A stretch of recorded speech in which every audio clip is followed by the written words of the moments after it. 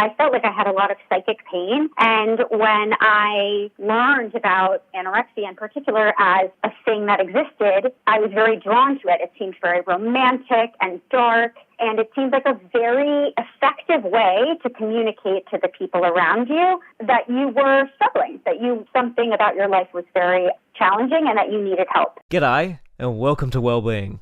I'm Jack Hodgins. Today we are talking with Kelsey Osgood, author of the anorexia memoir, How to Disappear Completely, on Modern Anorexia. Kelsey published her book in 2013, and it covers her journey with anorexia in her adolescence and early adult life. Unlike many other anorexia memoirs, Kelsey set out to write a book that tried not to romanticize the disease. Kelsey is now on the line to share a bit about her journey with anorexia and her recovery. Hello Kelsey, and welcome to Wellbeing. Thank you for having me. Before we begin, could you tell us a little bit about yourself, Kelsey? I am a writer. I live in the New York City area. I write about a lot of different topics, but the reason I'm on the program today is I wrote a book that came out in 2013 about my experience with anorexia, but also what I sometimes call the culture of anorexia, the way that our conceptions of anorexia have changed over the course of the last couple of decades. Can you tell us a little bit about how that book, How to Disappear Completely, came to be? I really honestly started writing it at the end of college, and I had always been sort of a writer by nature. It was kind of how I got I don't want to say my feelings out, but it was kind of how I worked things out for myself intellectually. And there had been things that had been nagging me about my experience with anorexia, and particularly my experience in treatment for anorexia, that I was trying to start to unpack. So this is I'm 21, 22 years old. And at the time, my therapist was encouraging me to write more about it. I think I gave her some to read, and she thought it was good. And I pivoted. I think at that time I didn't really know what I wanted to study in school. I was in college, and then I pivoted to really focusing on writing. And then I went and got a graduate degree, during that program my thesis was the book, and I was working on that pretty consistently. But it didn't come out until I was 29. So it was really like a 7 or 8 year process that really took me through like a lot of this period of early adulthood and full on recovery. What was the reading experience you really wanted to create with the book? I think what I was doing with the book, it's less of a straightforward eating disorder memoir. It's more of a kind of like meta commentary on the nature of eating disorder memoirs and what you might call awareness content that was really popular, certainly in the United States anyway, in the 90s. So when I was like a child into being a preteen and early teenager.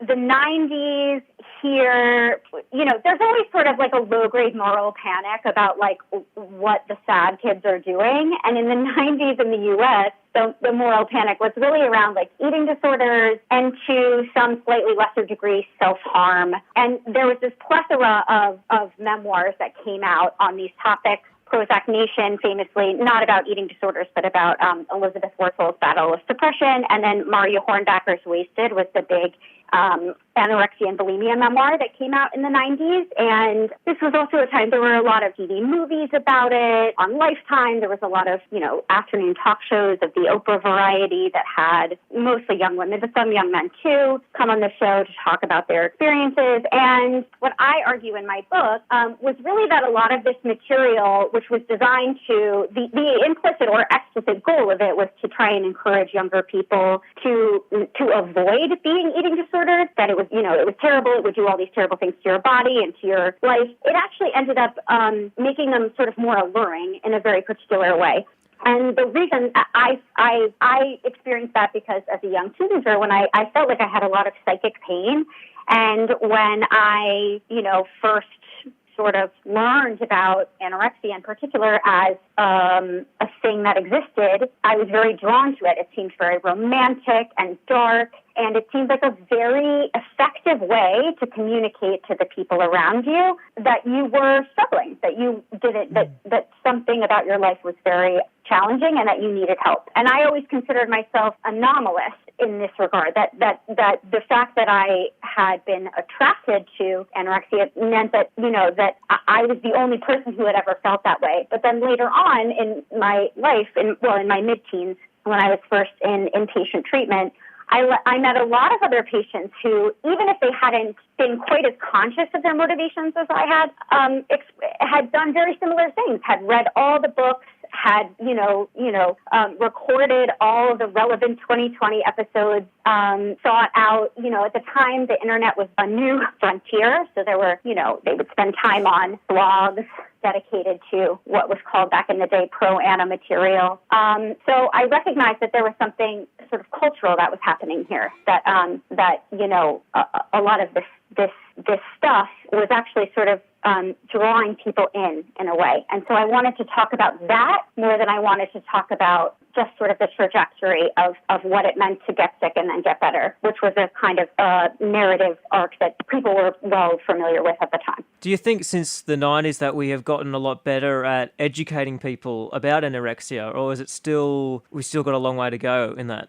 I don't think we had a long way to go at the time, to be honest. I don't think that there's really, I think it's always tempting to say that we need greater awareness around a topic. I think even when I was a teenager and I was first hospitalized in the year 2000, people, compared to the statistical number of people who have a clinical eating disorder, people were very aware of what anorexia and bulimia were. Maybe there was some lingering insensitivities to it, but there was really this enormous push, particularly starting with the death of Karen Carpenter in 1983 in the U.S., where that was really trying to tell people, this isn't about weight, it's about any number of things. It's about control, it's about people-pleasing, it's about these nefarious cultural forces, the diet industry or magazines. And so by the time that I was in treatment, starting in 1999, this was this is among a certain group, and I would argue that by now it's probably trickled down pretty far. There was a pretty good conception of what an eating disorder was. So I don't actually think that there's probably all that much to do in this respect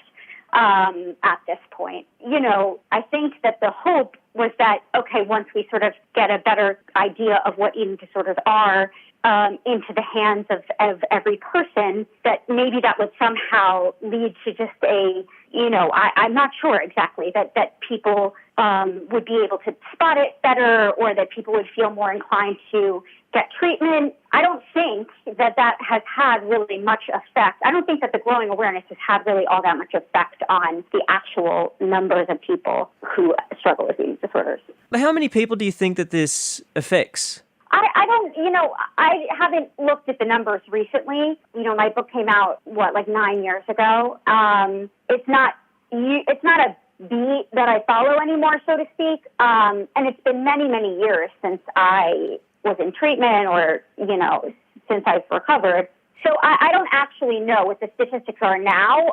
Back in the day, they used to say 1% of the population has a clinical eating disorder. I don't know if that's still the case. I did see some headline somewhere that said that rates had risen during the pandemic, but it wasn't entirely clear whether that was actually that rates had risen or that more people had reached out to treatment care providers. So, in terms of the actual, getting into the weeds of the statistics, I don't really know. Does the media or the magazine industry have any blame to take for the rates that anorexia may be at? Maybe in the 80s and 90s.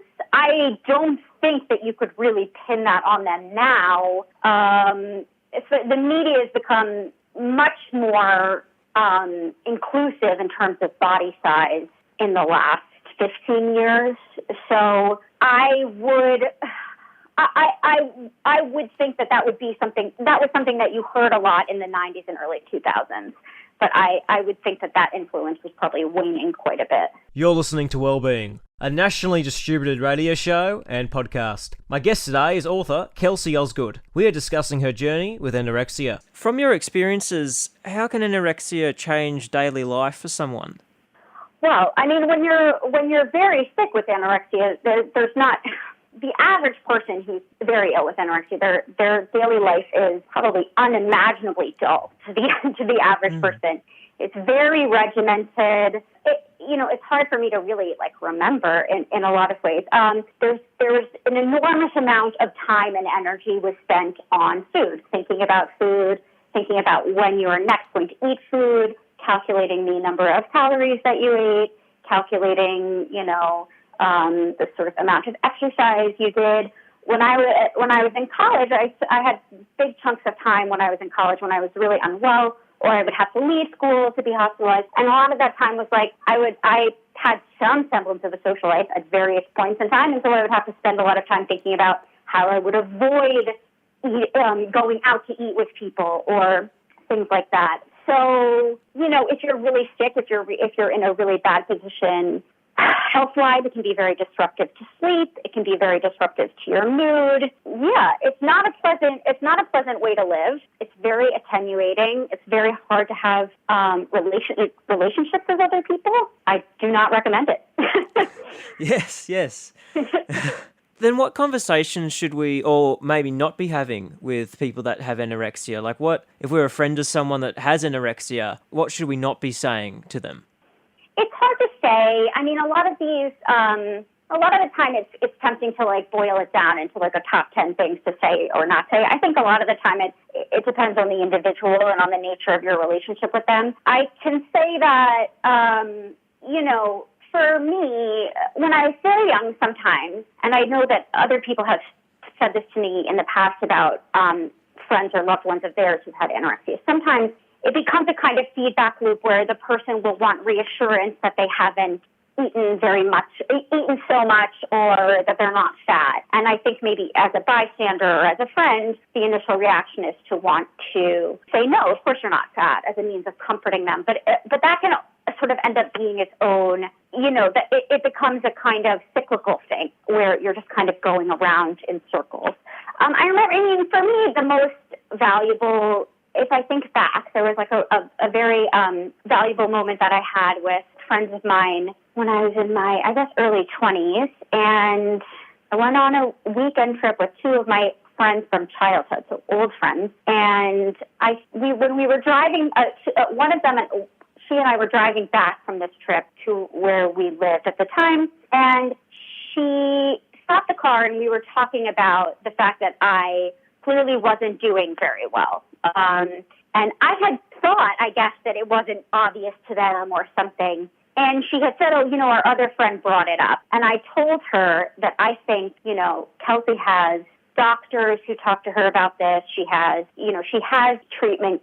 She has people there. And so, the best thing that we can do is just, be her normal friends. And I think in a way that I remember that really resonating, because so much of being anorexic is about, it involves taking yourself out of normal life, and to be reminded that I have sort of normal friend obligations.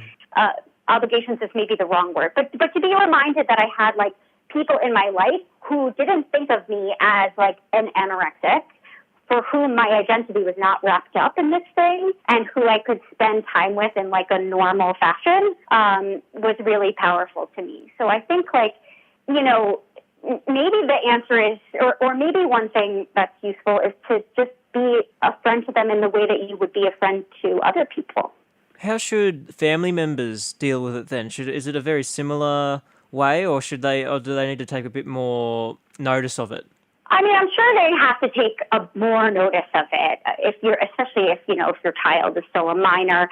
I think becoming a parent myself, I've realized, how vastly different the experience of parenting a child versus being a child, and therefore parenting an anorexic versus being an anorexic must be. So I have to invoke a little humility here that I'm not sure. I've never been a mother to an anorexic child, so I don't know what is best. I will say that when I was in treatment, from the beginning of when I was in treatment, there was this idea in the eating disorders world that your parents shouldn't be involved. I mean, there were like group therapy, family therapy sessions and things like that. But when you were home, maybe you were an outpatient, or if you came home from the hospital, or if you were just in therapy, when you were at home, your parent was not really supposed to be policing your food. That was sort of your job to work on your own stuff in therapy. But my understanding is that within the treatment world underwent like a bit of a sea change on this front, in that now one of the more promising and touted therapies for younger people who have eating disorders is to actually have the parents sort of be the surrogate hospital system and really monitor the child's food and like have supervised meals the way that they do in hospital settings. So I think that they've really moved, if what I understand about treatment now is correct, but they have moved from into a more interventionist model in that respect. So for whatever that's worth.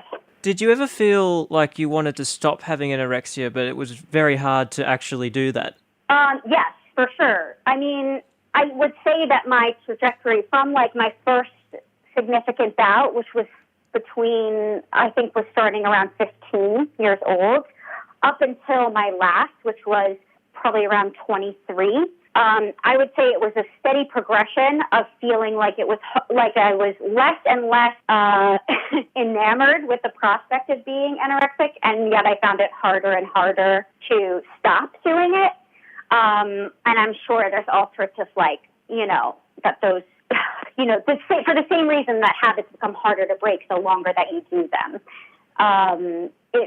Especially when I was right out of college and went through a difficult time right around that time, I had really, when I was 15, when you're 15 and you're in high school, especially at that time, it would seem like a lot of girls were dieting and were worrying about their weight and were thinking about Kate Moss. It was normal, and it was sort of even amongst ourselves considered like age appropriate. And even when somebody was sick with anorexia, there was kind of there was maybe like a gossipy thing that happened about it, but it was still seen as sort of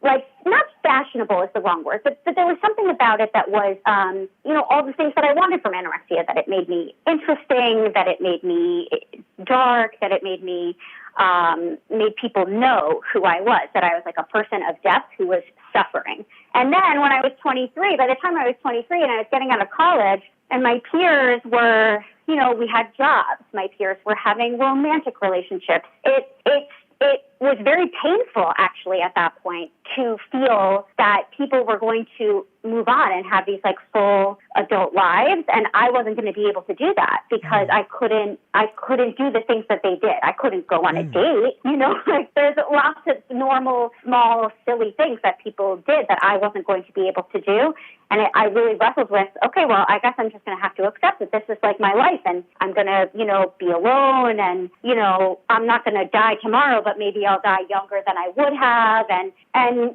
so it was, I think that actually, even though it didn't make it easy, there was something about that realization that made it, that was very motivating to me. When I started to think about it in those terms, I think something did shift. You're listening to Wellbeing, a nationally distributed radio show and podcast. My guest today is author Kelsey Osgood. We are discussing her journey with anorexia. What for you was the hardest part of the recovery?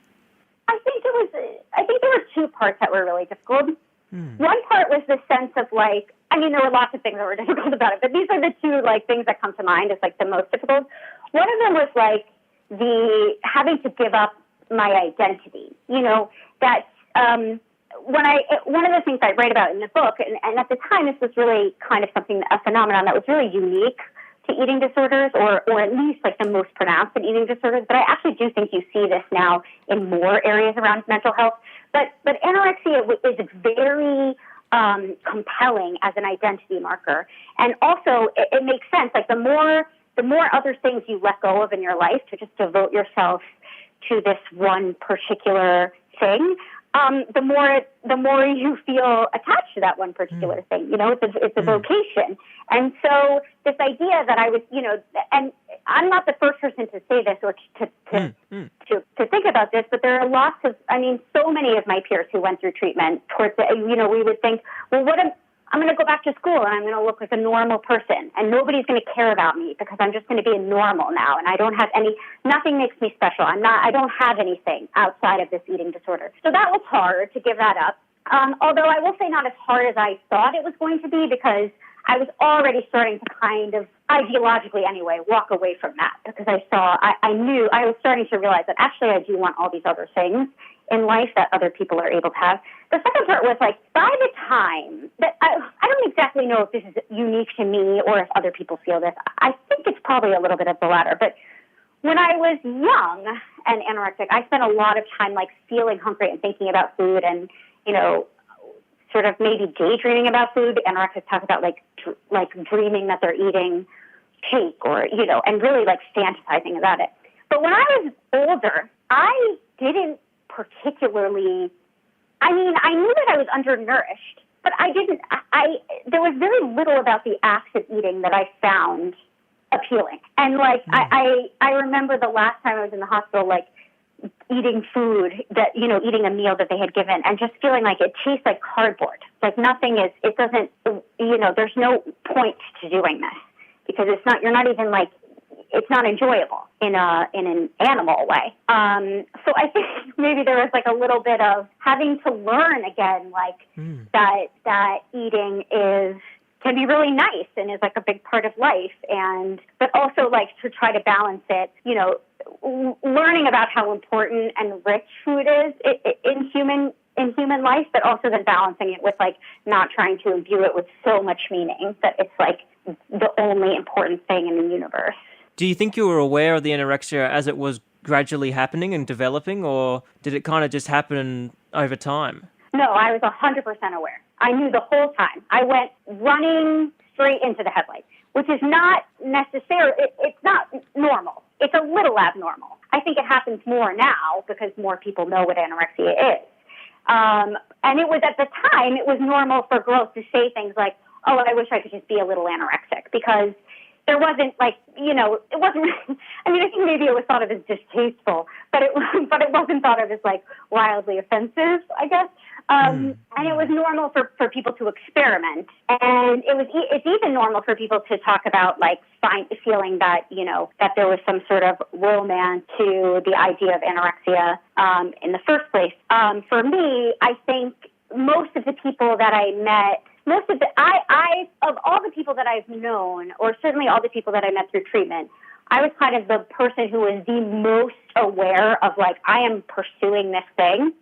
But there is like a pretty big spectrum between like me and the person who it happens completely in a vacuum and they have no idea what they're doing. And then just all of a sudden one day they faint because they haven't been eating. And I think that starting in the 90s and continuing up until today, fewer and fewer people are that sort of organic anorexic. Most people are coming to it with some sort of preconceived ideas of like, what is this, of what this thing is and what it means and what it communicates. What does this say about me that I have it? It says, that I'm a perfectionist, that I am a people pleaser, that I'm very disciplined, that sort of thing. In your experience, can people fully recover from anorexia, or does it take ongoing management?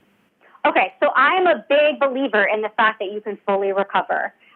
There is like, you'll see sometimes in personal essays or articles, people will say, repeat this kind of this idea borrowed from Alcoholics Anonymous, I guess, that you're never a recovered anorexic. You're always a recovering one. Absent any real scientific evidence of that, because there's really not a lot of scientific evidence on anorexia at all, in terms of like what causes it or how you get better from it or any of that. I feel like that's kind of a recipe for making sure that you're always going to be a recovering person. If you go in with the mindset of like, I'll never be all the way better, then you probably will never be all the way better. You might as well just aim higher than that. I feel entirely recovered. I don't have any issues around food or around body image outside of like what any normal like woman in their mid-30s might have. I know people who've struggled for much longer. I know people who continue to struggle. And I also know people who feel that it is something that is firmly in the past for them. And so, I am a firm believer that you can fully get all the way better. What has changed in your life since you've recovered? Well, I mean, it's very hard for me to, I would think I'm probably, if I had to put a real pin in the calendar, I would probably say that I've been recovered for like 10 years, maybe. I'm 37 now, probably 26, 27, somewhere around there. I got married. I have 2 children.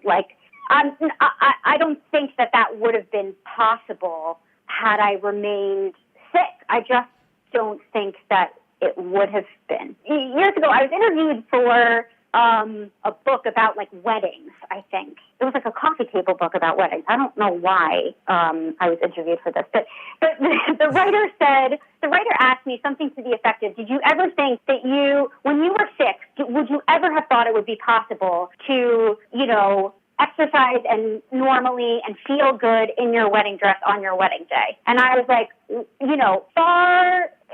goes even way further than that. When I was sick, I didn't think that I would ever be partnered. There's no way you can have a healthy, I thought when I was, some people are married and sick, but I question, I guess, how healthy those relationships are. When I was sick, I thought I'm going to die alone at 45.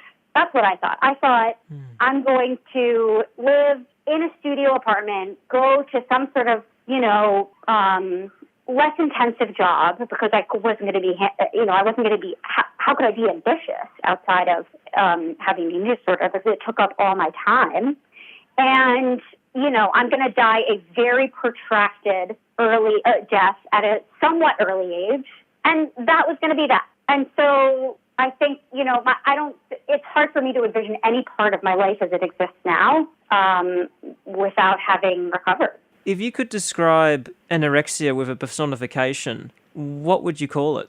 I'm not sure I have a really good answer for you on that one. This reminds me, back in the day, I'm not sure if this is still the case, but back in the day, they used to prompt us to do these kinds of things, like, imagine your eating disorder as something that's separate to you. It's like people used to give it these kind of pet names. It's like Anna, or it's Ed, or it's a monster, or it's like an evil dictatorial man or something like that.